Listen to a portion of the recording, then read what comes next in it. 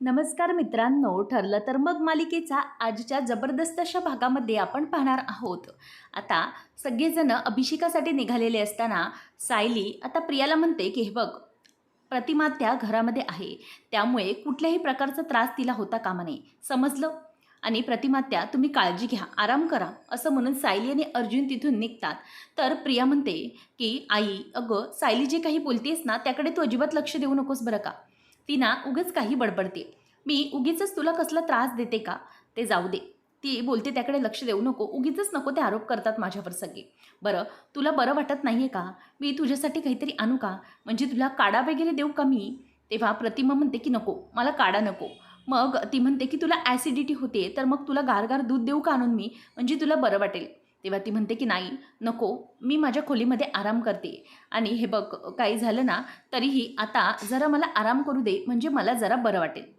तेवढ्यातच आता प्रियाला ती म्हणते की सायलीच्या मैत्रिणी येणार आहेत, त्यांना तू फक्त गेस्ट रूममध्ये पाठवायचं काम कर. तेवढ्यात जानकी आणि सखी येतात आणि म्हणतात की हे काय, आलोच आम्ही, डायरेक्टच भेटायला आलो इथे. मग असं म्हटल्यावर सखी आणि जानकी हसत हसत दोघी येतात आणि प्रतिमात्याच्या पाया पडतात. प्रतिमात्या नमस्कार करते, तेव्हा ती म्हणते की अगं असू दे राहू दे, दोघीजणी सुखी राहा. मग ती म्हणते की किती बरं वाटलं, बऱ्याच टाईमने भेटलो तुम्हाला. मग लगेचच प्रिया तिथे उभी असते आणि विचारते की हे काय, तुम्ही दोघी इथे अचानक कशा काय? तेव्हा असं विचारल्याबरोबर प्रतिमा तिला चांगलीच झोडपते. काय गं, घरी आलेल्या पाहुण्यांशी असं बोलतात आणि त्यांना थेट असा प्रश्न विचारतात का? जा, बाजूला जा. तेव्हा ती म्हणते की तसं नाही गं, म्हणजे अचानक बघितलं ना आई यांना मी, म्हणून मी विचारलं की आज अचानक या इथे कशा काय आल्या. तेव्हा लगेचच सखी म्हणते की प्रिया, म्हणजे तुला प्रतिमात्याने इथून आता जायला सांगितलंय, स्टोरूममध्ये जा असं म्हणालेत. जातेस ना मग तू, की इथेच अशीच उभी राहणार आहेस? तेव्हा ती म्हणते की हो हो, जाते मी, म्हणजे काहीच प्रॉब्लेम नाही मला, मी जाते. तेव्हा तिथून ती गपचूप निघून जाते. जानकी सखी दोघीजणही रागाने तिच्याकडे बघत असतात. नंतर ती निघून गेल्यावर प्रतिमात्या पुढचा विषय काढते. ती म्हणते की बघितलं ना, या तन्वीचा स्वभाव असा आहे, म्हणजे हे जे काही वागते ना ते मला अजिबात आवडत नाही, म्हणूनच मला या मुलीचा फार राग येतो. तेव्हा लगेच सखी म्हणते की हो, मी समजू शकते प्रतिमात्या. तेव्हा प्रतिमा म्हणते की सायलीने तुम्हाला सगळा प्रकार सांगितलाच असेल ना, किती काही झालं ना तरीही तन्वीमध्ये मला माझी मुलगीच दिसत नाही. तेव्हा सखी म्हणते की हो प्रतिमात्या, सगळं काही सायलीने आम्हा दोघांना सांगितलं आहे, आणि ही कशी आहे ना प्रिया ते सगळं मला चांगलंच माहीत आहे.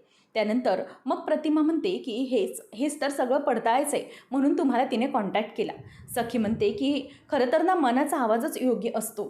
माझंही तसंच झालं होतं. जी व्यक्ती माझ्यासमोर आई म्हणून होती, तिच्याबद्दल मला मनात काहीच भावना नव्हत्या आणि खरंच ती माझी आई नव्हती. पण जिच्यासाठी माझं मनापासून अगदी प्रेम होतं ना, तीच माझी आई निघाली. हे माझ्यासोबत घडलं. खरंच म्हणजे आपल्यावर ज्या व्यक्तीचं मनापासून प्रेम असतं ना, तीच व्यक्ती आपल्या जवळची, ऋणानुबंधाची असते. नंतर जानकी म्हणते की मला तर कधी आईचं प्रेम नाही मिळालं, परंतु मला खरंच अगदी बापासारखी माया करणारे मधुभाऊ मात्र मिळाले. त्यांनी खरंच माझी खूप काळजी घेतली. अनाथ असतानाही खरंच खूप माझी जपणूक केली होती त्यांनी, आणि त्यांच्यासाठीच मला हे सगळं करायचं आहे आणि सायलीला मदत करायची. तेव्हा प्रतिमा म्हणते की मलाही मनातून असंच वाटतं, म्हणूनच आता प्रियाच्या बाबतीत काय घडतं आहे ते बघायचं आहे. दुसरीकडे अर्जुन आणि चैतन्य आता पुन्हा संतोषला भेटण्यासाठी येत आहेत आणि दोघंही ठरवत आहेत की आपण एक काम करायचं आहे, लवकरात लवकर आता संतोषकडून काहीतरी कॉन्क्रीट पुरावा मिळाला पाहिजे. अर्जुन म्हणतो की यावेळेला ना आपण दोघंजणही एकत्र त्याच्याशी बोलायला जाऊया नको. पहिले तू जा, त्यानंतर मी जातो. म्हणजे कसं आहे, आपल्या दोघांचेही दिलेले स्टेटमेंट तो काय म्हणतोय यावरून आपण सगळं काही फाइंड आऊट करू शकतो. म्हणजे त्याचे हे जे काही स्टेटमेंट असतील त्यावरून नक्की तो काय म्हणण्याचा प्रयत्न करतोय किंवा नक्की त्याचं काय म्हणणं आहे यामधून काहीतरी कन्क्लुजन काढता येईल. त्यामुळे अगोदर तू जा आणि मग मी जातो. आता चैतन्य हा संतोषला भेटायला जातो आणि संतोष असा आवाज दिल्याबरोबर तो येतो आणि म्हणतो की काय आहे, आता काय काम आहे? तेव्हा संतोष म्हणायला लागतो की मी तुम्हाला अगोदरच सांगितलं आहे, तुम्ही सारखं सारखं मला कशाला तेच तेच प्रश्न विचारता. तेव्हा चैतन्य म्हणतो की हो, मला तुला विचारायचं आहे, जरा मला एक गोष्ट सांगशील?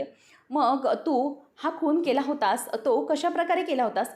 म्हणजे तुला तर जयेश एकट्याने हँडल झाला नसता, मग तू काय केलं होतंस? तेव्हा तो म्हणतो की मी जयेशला बेशुद्ध केलं होतं, सांगितलं ना तुम्हाला. मग त्यानंतर तो म्हणतो की बरं ठीक आहे, पण तू त्या दरम्यान म्हणजे जे काही झालं तेव्हा तू अर्जुनशी बोलला होतास, मग अर्जुनशी कसा बोललास तू? तुला कुठल्याही प्रकारचा अनुभव नसताना, कधीही तू अर्जुनशी बोललेला नसताना अगदी मॅनेज कसं केलंस? तेव्हा तो म्हणतो की मी त्यांचे अगोदरचे चॅट्स पाहिले होते, म्हणजे जयेश आणि अर्जुन सरांचे. त्यावरून मी एक अंदाज बांधला आणि त्यांच्याशी बोललो. तेव्हा चैतन्य म्हणतो, पण जयेशच्या फोनला तर पासवर्ड लॉक होता, मग तुला कसं काय त्यांचे चॅट मिळाले? तेव्हा तो म्हणतो की नाही, पासवर्ड चॅट म्हणजे चॅट नाही मिळाले मला. त्या दोघंजणं काही फोनवर बोलत होते ना, ते मी ऐकलं होतं लपून आणि त्यानंतर अंदाज बांधला. मग तेव्हा चैतन्याच्या लक्षात येतं की हा एक काही प्रश्नाची उत्तर धड देत नाही आहे, तो त्याचे स्टेटमेंट सारखे सारखे बदलतोय. याचा अर्थ संतोष खोटं बोलतो हे चैतन्याचं लक्षात येतं. चैतन्य म्हणतो की ओके ठीक आहे, झालं आहे माझं बोलून. चैतन्य आता तिथून निघून जातो आणि चैतन्य अर्जुनला सांगतो की माझं झालं आहे बोलून, आपण नंतर डिस्कस करूया. तेव्हा अर्जुन पुढे जातो आणि अर्जुन बोलायला लागतो. तो म्हणतो की हे बघ, मला एक गोष्ट म्हणायची आहे तुला, ते म्हणजे की संतोष, तुला असं वाटत असेल की तू हे जे काही केलं आहेस तर तू बोलायला तयार आहेस का? तेव्हा संतोष म्हणतो, मी तुम्ही किती वेळा सांगणार आहे, मीच घेऊन केला आहे शांताचा, मग तुम्ही सारखे सारखे तेच तेच प्रश्न का विचारताय? तेव्हा अर्जुन त्याला म्हणतो की ओके ठीक आहे, मी ते तुला विचारत नाही, मी वेगळं विचारतोय. मला सांग, तू शांताचा खून का केला होतास? तेव्हा तो म्हणतो की शांताने माझे पैसे घेतले होते आणि ते पैसे परत दिले नाही म्हणून मी तिला मारलं. अर्जुन म्हणतो की हे तर कारण खूप चुकीचं वाटतंय मला. म्हणजे गेल्या 1.5 ते 2 महिन्यांमध्ये मी शांताबरोबर कॉन्टॅक्टमध्ये होतो, पण तिने असं काही सांगितलं नव्हतं, तिने तुझ्याबद्दल साधा उल्लेखही केला नव्हता, मग नक्की काय? तेव्हा तो म्हणतो की म्हणजे पैशाचं तर प्रकरण आहे, परंतु शांताला माझी सगळी चोरीची प्रकरणं माहिती होती आणि ती पोलिसांना उघड करेल असं म्हणाली होती आणि म्हणूनच मी तिला मारलं होतं, इतकंच. तेव्हा अर्जुन म्हणतो की ओके, मग मला सांग, तू एकट्याने इतका सगळा धडधाकट मर्डर केलास, म्हणजे तू तिला मारलंस आणि त्यानंतरचे पुरावेही सगळे नष्ट केलेस तू, म्हणजे एकट्याने हे सगळं कसं मॅनेज केलं होतंस? तेव्हा तो म्हणतो की हो, मी अगदीच मॅनेज करू शकतो, कारण की या अगोदरही मी बऱ्याच ठिकाणी चोऱ्या माऱ्या केल्यात, या गोष्टी केल्यात, त्यामुळे मला हे सगळं हँडल करणं सोपं आहे आणि प्रकार झाल्यानंतरचे फिंगरप्रिंट्स वगैरे सगळं काही मी एकट्यानेच पुसून काढलं आहे, त्यामुळे कुठेही काहीही मी पुरावा ठेवलेला नाही आहे, असं तो बोलून दाखवतो.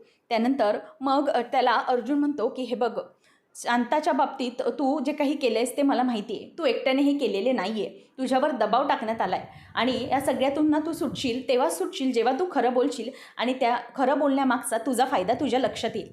नंतर अर्जुनच्या तिथून निघून येतो आणि दोघंही आता चैतन्य आणि तो बोलतात. चैतन्य आणि अर्जुन एकमेकांना सांगतात, म्हणजे जे जे काही चैतन्याला त्यांनी सांगितलं आहे ते सगळं चैतन्य त्याला एक्सप्लेन करतो. तेव्हा मग नंतर अर्जुन त्याला सांगतो की मी जे काही त्याला बोलत होतो त्या सगळ्या गोष्टी वेगळ्या होत्या. अर्जुन म्हणतो की त्याने मला असं सांगितलं की फिंगरप्रिंट्स सगळे काही पुसले, पण तो खोटं बोलत होता, कारण की त्याला पोलिसांनी पकडलं होतं, कारण की प्रत्येक ठिकाणी त्याचे फिंगरप्रिंट सापडले होते म्हणून. हा खोटं बोलतो हे नक्की. नंतर तेवढ्यातच अर्जुन म्हणतो की आपण पुढे बघूया, त्याची बायको आहे तिच्यापर्यंत पोचता आलं तर बरं होईल, म्हणजे कसं आहे ना, त्यावरून आपल्याला याला बोलतं करता येईल. त्यानंतर आता इथे अर्जुन हा म्हणतो की बरं, मला सायलीचा कॉल येतो आहे, अभिषेकाला सुरुवात झाली आहे, मला लगेच देवळात पोचावं लागणार आहे. मग अर्जुन म्हणतो की पुढचं आपण नंतर ठरवूया, संतोषच्या बायकोला भेटलं पाहिजे. तर सायली आणि अर्जुन अभिषेकानंतर येतात, गाडीत बसतात आणि सायली म्हणते की अर्जुन सर, खरंच आई आज खूप छान वाटत होत्या ना, म्हणजे त्यांना खूप बरं वाटत होतं. आज घरच्यांसाठी अभिषेक करून त्यांच्या मनाला एक वेगळी शांतता मिळाली होती. अर्जुन म्हणतो की हो, म्हणूनच मी माझं सगळं काम टाकून मॉमसाठी आलो होतो, कारण तिला खरंच खूप बरं वाटलं आहे. नंतर आता अर्जुन म्हणतो की बरं निघूया आपण, मी तुला सोडतो. तेवढ्यातच सायलीला व्हिडिओ कॉल येतो. सखीने कॉल करून अगदी जिथे त्यांचा प्रकार म्हणजे गेस्ट रूमच्या बाहेर तिथे फ्लॉवर पॉटजवळ व्हिडिओ कॅमेरा म्हणजेच जो व्हिडिओ केलेला असतो तो सेट केलेला असतो आणि नंतर व्हिडिओ कॉलद्वारे सगळं काही सायली आणि अर्जुनला त्यांना दाखवायचं असतं आणि मग त्यांनी जो काही प्रकार घडवून आणलेला असतो त्या नाटकाला सुरुवात केली जाते. आता आग लागली आग, प्रिया लवकर ये असं म्हणून ते तिला ओरडत असतात. तेव्हा प्रिया धावत धावत येते आणि म्हणते की कसली आग आहे, काय आहे आणि नक्की काय झालं आहे? तेव्हा त्या म्हणतात की अगं तुला दिसत नाही आहे का, समोर बघ ना, अगं स्टोरूममध्ये आग लागलेली आहे आणि प्रतिमा त्या आतमध्ये अडकल्यात, काहीतरी कर. तेव्हा ती म्हणते की काय, आई आतमध्ये अडकली, आई बाहेर ये असं म्हणून ती ओरडायला लागते. जानकी म्हणते की अगं त्या बाहेर येतील कशा, त्या आगीमध्ये आहेत ना, तुला कळतंय का? तेव्हा मग लगेचच इथे प्रिया म्हणते की बापरे आता मी काय करू, असं म्हणून तिचे हातपाय लटपटायला लागतात. तेव्हा समोरून जानकी म्हणते की अगं समोर बघ ना, किती धूर येतोय, अगं ये प्रिया समोर ये, प्लीज जा बघ, काहीतरी कर, असं म्हणून मुद्दामच जानकी तिला त्या रूममध्ये ढकलण्याचा प्रयत्न करत असते. परंतु प्रिया मुद्दाम मागे होत असते आणि म्हणते की नाही अगं तुम्ही दोघीजणी काय बोलताय, मला असं आतमध्ये कसं जाता येईल? अगं मी जळेन ना तिथे. बघ ना किती आगींचे लोट आहेत, मला खूप भीती वाटते. तेव्हा जानकी म्हणते की अगं असं काय बोलतेस प्रिया तू? तुला कळतंय का? अगं हे सगळं कसं कसं घडणार आहे? म्हणजे मी कशी वाचवू शकणार आहे एकटी? मी एक काम करते, मी ना फायर ब्रिगेडला कॉल करते आणि ते येतील आणि लवकरच आईला रेस्क्यू करतील. मी करते कॉल. तेव्हा मग तिथून जानकी आणि सखी म्हणतात की अगं तू मूर्ख आहेस का? इतकी वेळ वाट बघू शकतेस? अगं तिथे प्रतिमात्यांची वेळ जवळ आली आहे. त्या आगीमध्ये जर जळून खाक झाल्या तर काय करणार आहेस? तुला तुझी आई मिळणार आहे का परत? अगं जराही विचार न करता तू गेली असतीस आतमध्ये. अगं तुझी आई आहे ना ती. आम्हाला जर आमची आई असती आणि अशी ती आगीत होरपळत असती तर आम्ही नक्की गेलो असतो. पण तू काय? तू तर नुसता इथे तमाशा बघत बसली आहेस. जा लवकर पुढे जा. असं म्हणून तिला ते पुढे ढकलत असतात. नंतर सखी म्हणते की अगं प्रिया तुला काही कळतंय का? जा लवकर, प्रतिमातेची अवस्था बघ, त्या काय करतायत हे तुला समजतंय का? असं म्हणून ते तिला पुढे पुढे करत असतात. त्यावेळेला इथे आता प्रतिमा मागून सगळं बघत असते. प्रिया जरा इकडची तिकडे होत नाही, आईसाठी जराही तिचा पाय पुढे जात नाही हे पाहून प्रतिमातेच्या मात्र काळजाला घरं पडत असतात. नंतर सायली म्हणते की बघितलं का अर्जुन सर, या प्रियाची नाटकं ही लाईव्ह दिसत आहेत, ही कशी करते ना हे सगळं सगळं आपल्याला बघायला मिळते. नंतर मग इथे जानकी म्हणायला लागते की प्रिया ही तुझी ना नाटकं जरा बंद कर, हे सगळं प्लीज तिथल्या तिथे थांबव. तेव्हा मग प्रतिमात्या सांगायला लागते की काय गं हे सगळं काय आहे? हे सगळं बघितल्या अगोदर मला काही झालं कसं नाही, म्हणजे खरंच मला याचा खूप त्रास होतोय. सुमन म्हणते की बघितलं ना किती स्वार्थी आहे आपली तन्वी, हे आपल्याला आता लक्षात आलं, म्हणजे माहीत होतंच परंतु समोर दिसलं. आता सखी ही जोरात तिच्या कानाखाली वाजवून देते आणि म्हणते की अगं बघितलंस का तू हे काय चाललंय ते? म्हणजे तुला कसं काही समजत नाही गं प्रिया? तुझी आई तिथे जळतीये हे काही बघायच्या अगोदरच तू तिथे जात नाही आहेस? आणि जानकी पण येऊन कानाखाली वाजवते. अगं तिथे प्रतिमात्या आहे, वाचव ना त्यांना, वाचव ना, असं म्हणून दोघीजणी तिला ढकलत असतात. अगं आमची आई असती ना तर मग लगेचच प्रिया म्हणते की तुम्ही दोघीजणी प्लीज माझ्यासोबत चला ना आतमध्ये, मला एकटीला ना खूप भीती वाटते आगीची, मी एकट्या एवढ्या आगीमध्ये कशी जाऊ? असं म्हणून ती बोलत असते. सखी म्हणते की का तू काहीच करू शकत नाही? मगाशी तर तू दाखवत होतीस की तुला तुझ्या आईची फार काळजी आहे, मग आता जर तिच्यावर अशी वेळ आली आहे तर तू का धावून जात नाही आहेस? तेव्हा प्रिया म्हणते की नाही नाही थांबा, एकटं असं जाणं रिस्की आहे, मलाही काही होऊ शकतं, मी फोन करते फायर ब्रिगेडला. तेव्हा प्रतिमा म्हणते की बघितलंस ना सुमन, तन्वीचं चित्र, मला आत्तापर्यंत असंच वाटत होतं की ती माझी मुलगी नाही आहे आणि आता हे ती सिद्ध करते आहे की तिलाही माझ्याबद्दल काहीही वाटत नाही. मी सकाळी आज पाहिलं तर सायली प्रतिमाला साध्या हाताला भाजलं तर किती कळवळली होती बिचारी, तिला किती घर नको इकडे तिकडे करावंसं वाटलं होतं. पण आता बघ ना, ही प्रिया माझी पोटची मुलगी असून ही माझ्यासाठी काहीच करू शकत नाही आहे, याचं पाहून खूप दुःख वाटतं मला, खूप त्रास होतो. सुमन म्हणते की बरं झालं मी तुमच्याबरोबर होते, सायलीने मला इथे तुमच्याबरोबर बोलवलं, नाहीतर तुम्हाला सावरायला पुन्हा कठीण गेलं असतं. मला माहिती आहे तुम्हाला हे सगळं खूप त्रासदायक वाटतं वहिनी, पण तन्वीचं हे रूप आपल्याला विसरता कामा नये, ती हे जे काही वागते ते. तर आगीचे लोट येत असतात परंतु तन्वी अजिबात हलत नसते. आतून प्रतिमाचा वाचवा वाचवा असा आवाज फक्त रेकॉर्ड करून ठेवलेला असतो आणि तो वाजत असतो. तर सायली म्हणते की हे बघा अर्जुन सर, आत्ता तरी प्रतिमात्याला जे काही मनात शंका होती ते दूर करण्यासाठी आपण हे सगळं केलं. आता पुढे बघूया. आता मात्र तिचे एक एक रूप आपल्याला सगळ्यांसमोर आणायला पाहिजे. तर दुसरीकडे आता साक्षी ही महिपतला भेटायला जेलमध्ये आलेली असते. अण्णा अण्णा असं म्हणून रडायला लागते. तेव्हा महिपत म्हणतो की कसं आहे माझं लेकरू, बरं वाटतंय ना तुला? तेव्हा ती म्हणते की अण्णा नाही, मला अजिबात बरं वाटत नाही आहे, तुम्ही कधी एकदा बाहेर येताय ना असं झालं आहे मला, खरंच तुमची खूप आठवण येते, मलाही बाहेर असं लपत छपतच जगावं लागते, खूप त्रास होतो या गोष्टीचा आणि तुम्हीही आतमध्ये अडकलाय त्यामुळे मला काहीही करता येत नाही आहे. अण्णा म्हणतात की हे बघ लेकरा, मी तुला सांगतो ना लवकरात लवकर आता मी इथून बाहेर येणार आहे, तू नको काळजी करू, मी आहे तुझ्यासोबत. आणि ना आता हे सगळं आपण सोडून द्यायचं. तू मला कायम सांगायचीस ना की अण्णा हे गुन्हेगारीचं जग सोडून द्या, यामध्ये काहीही नाही आहे, पण आता मीही तसंच करणार आहे. या गुन्हेगारीच्या जगात मलाही आता राहायचे नाही. मी पण आता इथून सुटल्यानंतर चांगला माणूस बनून राहणार, कोणत्याही प्रकारच्या काहीही गोष्टी नाही, कुठलीही गुन्हा नाही, कुठली चोरी नाही, न कुठला मर्डर नाही.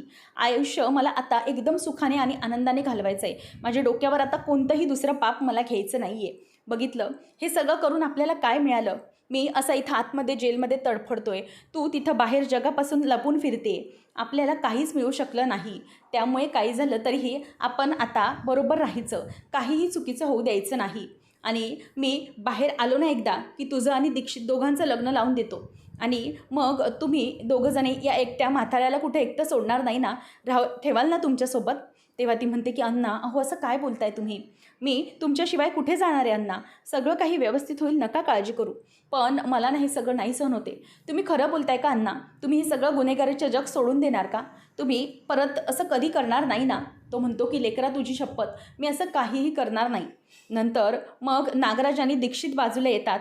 नागराज म्हणतो की बघितलं का हे ध्यान, याचं काय चाललंय ते? सारखं सारखं त्याचं तेच बोलणं सुरू आहे. म्हणजे मी काही चुकीचं करणार नाही, सगळं काही व्यवस्थित करणार वगैरे, सगळं असं नुसतं तेच बडबडत बसलाय तो. आता काय बोलायचं ना मलाही कळत नाही या माणसाचं. म्हणजे इतक्या सगळ्या गोष्टी या चुकीच्या पद्धतीने घडवतोय. आत्तापर्यंत काय करतोय रे हा? अक्षरशः जेलमधल्या लोकांचा, दुसऱ्या कैद्यांचा मारही खायला तयार झालाय. इतका कसा बदललाय हा? आणि ह्याचं असं बदलणं हे माझ्यासाठी धोक्याचं आहे. हा इतका जर चांगला झाला तर काहीच होऊ शकत नाही ना पुढे. सचिन, तू जरा समजव त्याला आणि या सगळ्यातून बाहेर काढ. म्हणाव की या सगळ्या गोष्टी अशा शांतपणे घेऊन चालणार नाही. तेव्हा सचिन म्हणतो की हो, तुम्ही जरा शांत व्हा.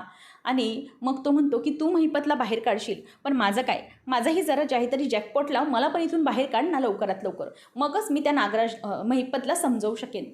तेव्हा सचिन म्हणतो की त्याचं काय ना काका, तुमची केस मी बोललो आहे वकिलांशी, जरा कॉम्प्लिकेटेड आहे. म्हणजे तुमचं बाहेर सुटणं जरा कठीण आहे. तुम्ही एक काम करा, तुम्ही ना इथून जेलमधून पळून जा. तेव्हा नागराज म्हणतो की मला महिपतनेही तेच सांगितलं होतं रे, पण बघ ना आता कसा स्वतःच फिरला येतो, त्याचे गरज फिरल्यासारखे वाटतात. त्यानंतर इथे आता जानकी आणि सखी दोघीजणीही प्रियाला बाहेर घेऊन येतात, अन्नपूर्णा निवासच्या बाहेर. आणि समोर तिला तिथे ढकलून उभं करतात आणि म्हणतात की तिथे जागा आहे तुझी, तिथेच उभं राहायचं, समजलं? असं म्हणून आता प्रियाला तिथे समोर उभं केलं जातं. आणि त्यानंतर तिच्या भोवती आता प्रियाला तिथे उभे केल्याबरोबर जानकी पुढे येते आणि तिने बाजूने जो काही गोल लावलेला असतो त्या गोलमध्ये प्रियाला उभं करून तिथे आग लावून टाकलेली असते आणि चारी बाजूने प्रियाला आगीने हेरलेलं असतं. आता ती एका रिंगणामध्ये उभी असते आणि सगळीकडे गरम आग येत असते आणि त्या आगीमुळे प्रिया आता घाबरायला लागते. मला वाचवा वाचवा असं बोंबलायला लागते. त्याबरोबर आता एक एक करून सगळेजण पुन्हा बंगल्यामध्ये येतात. अभिषेकासाठी गेलेले घरातले सगळे पुन्हा आलेले असतात. समोर प्रतिमा सगळे असतात. कल्पना, अश्विन, सायली, अर्जुन सगळे उभे असतात. आता प्रतिमा ही समोर असताना म्हणते की प्रिया, तू मला समोर पाहिलं पण तुला काहीच कसं वाटलं नाही? या सगळ्या गोष्टी तुला पाहताना जराही काही वाटलं नाही? तुझी आई ही समोर आगीत होरपळीत होती पण तरीही तुला काही कसंच वाटलं नाही?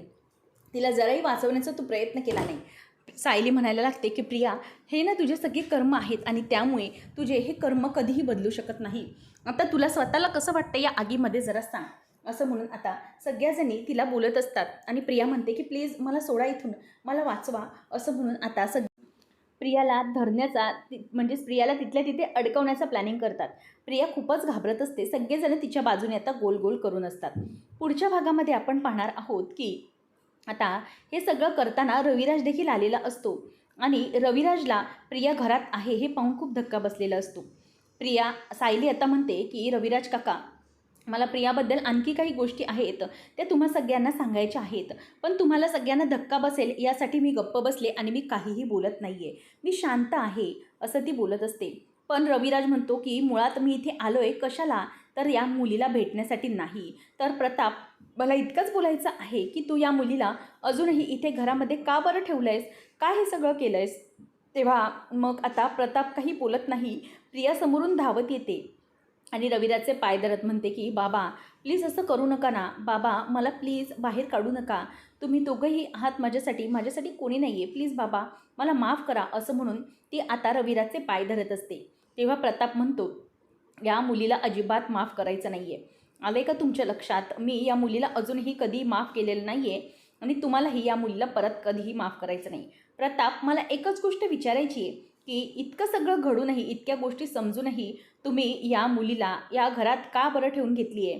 हिला घराबाहेर काढायला हवी, हिची लायकी ही घराबाहेर राहण्याचीच आहे, असं रविराज सरळ बोलतो. नंतर संतोषच्या बायकोला भेटण्यासाठी सायली, अर्जुन आणि चैतन्य आलेली असतात. तेव्हा अर्जुन तिला विचारत असतो की नक्की तुम्हाला काय आजार आहे? त्यावेळेला अर्जुनला ती म्हणते की माझं हृदयाचा उपचार करायचा आहे, म्हणजे माझं ऑपरेशन आहे, त्यासाठी हा सगळा प्रॉब्लेम झाला आहे. तेव्हा मग तो म्हणतो की याचा अर्थ संतोषने तुम्हाला वाचवण्यासाठी हे सगळं पाऊल उचललेलं असू शकतं किंवा हे सगळं केलेलं असू शकतं. म्हणून तो जेलमध्ये गेलाय. म्हणजे संतोषने ही कबुली दिली गुन्ह्याची ती तुमच्यासाठीच तर. तेव्हा ती हो असं म्हणते. तेव्हा तो पुढे म्हणतो की बरोबर. म्हणजे जेव्हा संतोषला समजेल तर तो तुमच्यासाठी खोटं बोललाय तर तो खरं पण बोलेल हे तुमच्यासाठीच. म्हणजे आता तुम्ही जे काही त्याच्याशी बोलाल त्यानंतर तो खरं नक्कीच बोलू शकतो असं अर्जुन हा त्याच्या बायकोला समजावून सांगत असतो आणि सगळ्या गोष्टी तिच्यासमोर क्लिअर करत असतो. आता पुढचं प्लॅनिंग हे अर्जुन आणि सायली आणि टीमचं सुरू झालेलं आहे. आता संतोषला कशाप्रकारे ट्रॅप करण्याचा प्रयत्न त्याच्या बायकोच्या मदतीने अर्जुन सायली करणार आहे आणि सगळं सत्य कसं समोर येणार हे पाहणं अगदी रंजकतेचं ठरणार आहे.